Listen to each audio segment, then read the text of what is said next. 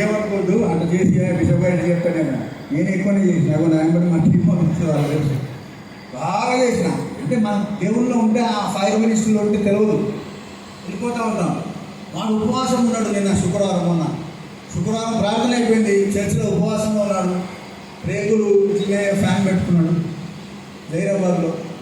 చర్చిలోనే ప్రేయర్లోనే సరే తెచ్చిపోయిన దేవుని సేవకుడు చర్చిలోనే ప్రేయర్లోనే ప్రేయర్ అయిపోయిన వెంటనే కూలిపోయాడు, అక్కడే మరణించాడు చర్చిలో. నేను అక్కడ ఉన్న ఆడ మరీ అట్ట చూసాను నేను. దేవుని సేవకులు కాబట్టి ఆరోగ్యవంతులం, కాబట్టి మంచి డైట్ తీసుకుంటున్నాం, కాబట్టి మంచి మందులు వాడుతున్నాం, కాబట్టి మేము మంచిగా ఫిట్నెస్ ఫ్రీ, కాబట్టి మేము చాలా హ్యాండ్సప్ గట్టిగా కనబడదాం, ఇట్లా నిలబడతాం, మంచిగా ఉంటాం. కాబట్టి లేదు, నువ్వు ఎట్లున్నా ఏ క్షణము దేవుని పిలుపు రాగానే నేను రాను ప్రభా, ఎక్కువ రోజు ఆగంటామా, నేను రాను ప్రభా, నేను ఇక్కడే ఉంటా అంటామా, మంచి జిమ్ము పోయిన కొన్ని రోజులు బలం ఉండాలంటామా, లేదు దేవుడు తెలిసినప్పుడు వెళ్ళిపోవాలి. మా స్నేహితుడు నేను వెళ్ళిపోయినా.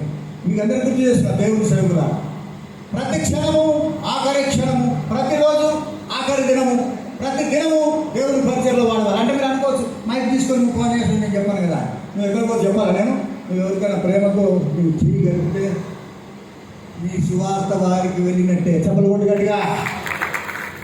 ఎవరైనా అక్కున చేర్చుకుంటే నీ ప్రేమ సువార్త వాళ్ళలోకి పోయినట్లే. హల్లెలూయా.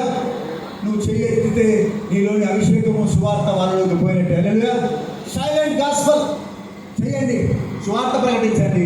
నిజంగా చెప్తున్నా, దేవుని పరిచయకు సిద్ధంగా ఉన్నాం, దేవుని పిలుపుకు సిద్ధంగా ఉన్నాం, రాకడకు సిద్ధంగా ఉన్నాం, అందరినీ సిద్ధపరుద్దాం, ధైర్యంగా ఉందాం. చెప్పండి సార్, ధైర్యంగా ఉంటాం, బోల్డ్గా ఉంటాం, పౌలు వలె ఉంటాం, మాకు ఇచ్చిన హక్కులు కాపాడుకుంటాం, దేవుని పరిశుద్ధతను విడిచిపెట్టాం, దేవుని పరిచయను విడిచిపెట్టాం, న్యాయం మాట్లాడతాం, న్యాయం కొరకు నిలబడతాం, ప్రభువు వలె నిలబడతాం, పౌలు వలె నిలబడతాం, బాప్తిస్మం ఇచ్చి యోహాను వలె నిలబడతాం, ఆయన శిష్యుల వలె నిలబడతాం. హల్లెలూయా. చప్పలు గట్టిగా కొట్టి దేవుని మహిమపరుస్తాం.